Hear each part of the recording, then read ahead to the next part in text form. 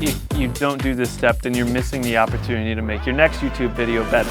Hey, what's up everybody? Casey Cooper here with Adam Tuminaro, Mr. Orlando Drummer on YouTube. For many, many years, we've created bad content, we've created good content. We have learned a lot along the way, and we want to help teach you how to make great YouTube videos and to do so quickly. Let's figure it out. All right, so first off, you have to make content that people are looking for and that they want to watch. Bottom line is, if you create something amazing that nobody wants to see and nobody is looking for, then it's not going to achieve YouTube success. But then secondly, I like to look at the YouTube results of what people have already created. If someone has put out a video on how to record drum audio, you can see how many people watched that, how long ago it was that they watched it. If this was posted 5 years ago and it's very successful, that doesn't necessarily mean it's going to be successful in 2025. Past that, you have to determine what it is that the audience that you are speaking to wants to watch, wants to see. And that's something that I think we've both experienced. You can still make that video if you want to, but we're talking about building a successful channel that grows and reaches more and more people. So you can't just blindly hop into projects. It's a really good idea to think them through and make sure whatever you're making is going to reach its intended audience. Before you shoot a piece of content, you have to determine, is this category, is this idea, does it have 100 MSV, which is monthly search volume, or are we talking 10,000 MSV? And if 10,000 people are looking for something every single month, then not only do you have a better chance of them finding it, but then if you produce a great piece of content that speaks to those people well, then YouTube is going to recommend it to even more people who might not even be searching for that specific thing. All right, so chapter 2, after you've done your research and you figured out what it is people are looking for, what it is that your audience is interested in, there is the important step of ensuring that your title, your thumbnail, and your hook are all rock solid. If you don't know what it is that you're creating, then you are setting yourself up for potential failure, because the only thing the YouTube algorithm really cares about is, did they click on it, which is title and thumbnail, and then did they stick around and watch it? And that's that hook. I did this video, and you were in this video, okay, but I brought out all these different drummers to my studio, and we created this incredible collab of different drummers. Yeah. And I mean, the video was there, the audio was there, the performers were there, but I started the video out with me standing outside my house and like shouting for like 30 seconds. Hey, what's up everybody, and welcome to the 2 million subscriber video. If I would have just kicked it right off with some killer drums, like the hook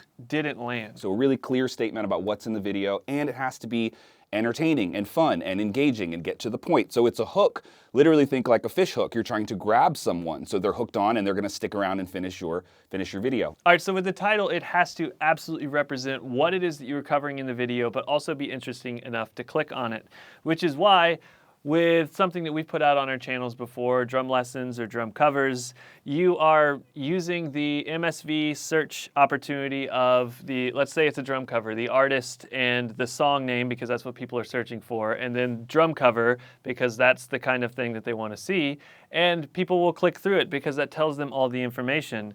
But if you don't have a title that describes what's about to happen, that has the MSV and the search friendliness, you're not going to be able to get people to click through to the video. Same thing with the thumbnail. You want it to represent everything that is happening in a way that catches attention. If it's just a black and white photo of the two of us sitting here, like, are you going to click on it? Probably not. But if there is colorful text on screen that says the best guide to YouTube videos, like, that's gonna have a better shot of being clicked on, and that's the kind of thing that really enhances or detracts from your ability to get a viewer. And in some cases, you don't even see the thumbnail on YouTube because it autoplays, which is why that hook is important, because the first 5 seconds of the video is what people are seeing. You should do this part, the title and thumbnail and hook discussion, very, very early on in the process of coming up with a video idea. Don't save this stuff until the end after you've shot your video, because now you might have boxed yourself in, like, I don't really know what to call it. I don't really have a good idea for a thumbnail, and I don't know what to put in the intro. So all of a sudden, it doesn't matter what you've been working on the last several weeks or how cool the video turned out. We don't have a package to put this in to hand it off to YouTube so YouTube can do its thing. All right, so now you have your title, you have your thumbnail, and you have your hook, and you feel like you're going to be able to capture your viewers' attention. But how do you keep them around? How do you have them stay? How do you increase the engagement factor that YouTube is looking for in order to recommend your video and have it play nice with the algorithm? And the bottom line on that is going to be your APV and your watch time, and how that references in regards to how long long the video is. You could have an hour-long video that people watch 30 minutes of. That's a 50% APV. That's really, really good.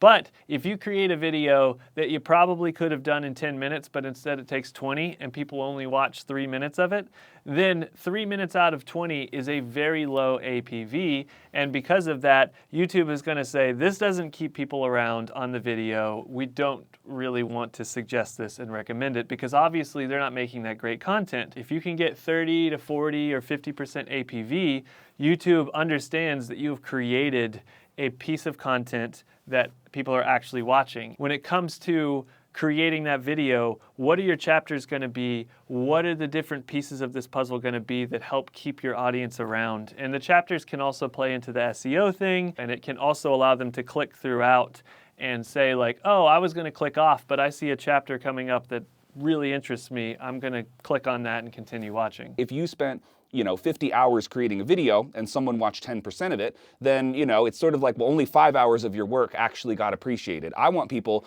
to actually invest in 100% of the videos that I watch. I'm not comfortable with somebody bailing out in the middle of my video. So it's a personal thing, but also it's going to help you to think this way about your content. Yeah, it's not just about views and clicks, but how long people stay is super, super important. I think that it's important to note that maybe 5 years ago, there might have been a scenario where 1 million people clicked on a video and clicked off of it right away, but that doesn't even happen anymore. Right. Like, you're not even going to find the level of success where you can get 1 million views on a video and people are clicking off that quickly. Yeah. What's going to happen is you're going to have a video that tanks, absolutely tanks, because YouTube's like, oh, no one's even watching this content. So you really want to incentivize comments, likes, and shares. It's not the whole story of the YouTube algorithm. Obviously, views matter, or clicks matter, APV matters quite a bit. But, comments, likes, shares, and other interactions from users are important too, so it plays a role. Ask questions about your own content, what your viewers would like to see. You can incentivize them to engage with your video beyond just saying, hey, drop a comment. Like, okay, well, maybe you could get a little more creative and actually start a conversation with them. And that's why the controversial stuff oftentimes pops to the front, because people click on it because your title has an extremely controversial idea in it. Why vintage drums are way better than modern drums, or why electronic drums are better than acoustic drums. No, they're not. I can't believe yeah, you said exactly. that. You start riling people up, and I'm not saying to rile people up. That's not, like, here at Sweetwater, we make a lot of videos, and certainly the strategy behind getting views is not, let's rile up our audience and make them upset. As a YouTuber that's independent out there, making your own videos, you do have a little bit more freedom to say, oh, okay, maybe I will say something a little controversial in this title, and then people will leave comments, or maybe I will ask a question in the video that then encourages people to chat below, and those people all have different opinions and discussions. I mentioned it earlier, but do not forget the chapters. It is your opportunity to add the SEO MSV value to the video, and it's your opportunity to help a viewer understand that the stuff they want to hear is coming up. So if they were going to click off because you're talking too much, maybe they click up to the next chapter where they actually see what they want to see. Or it allows them to click back and replay important sections over and over again, which adds to your watch time. It adds to the APV. YouTube loves it when you've got those peaks in your video and it's like, oh, wow, they keep watching that. Obviously, that's good. And one thing I like to do is in the response and feedback and finding what it is to do next and reacting to how your video performed, is I go back and I watch popular videos and I'm like, okay, so this is the section that people really liked out of that video. This is the chapter. This is the hot spot.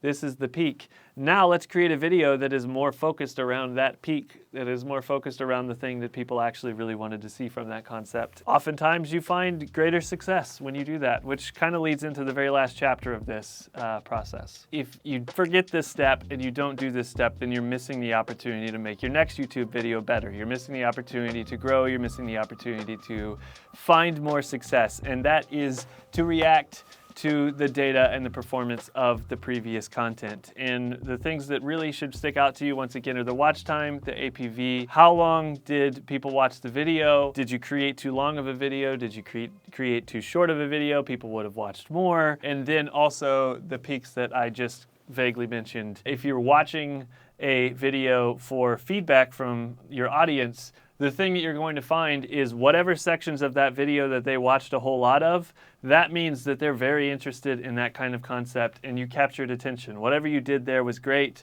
Whatever you did there was beneficial. Also, if you look at that and you see a huge drop off right at the beginning of the video, 50% or 60% of your audience is gone right away, that means that your hook was bad. That means that you did not capture the attention of the viewer in the first 5 seconds, in the first 30 seconds. So sometimes this can be a painful process, like what you thought was the coolest moment of a video is actually when everybody clicked off and left. So it's a little painful, but next time when we're doing a similar video, you've got to remember like, maybe I don't get to do that anymore because that's not part of this recipe that's going to make my video successful. So it can be painful to look back, but that data is really, really crucial for growing and building a channel. All right, everybody, that is the end. We've talked about tips and tricks and data and analytics and algorithms and all those things, and hopefully you can take this information and you can go make great content. And certainly understanding that it's not one size fits all. There are things that you'll have to change and modify to fit your personal persona and content along the way, but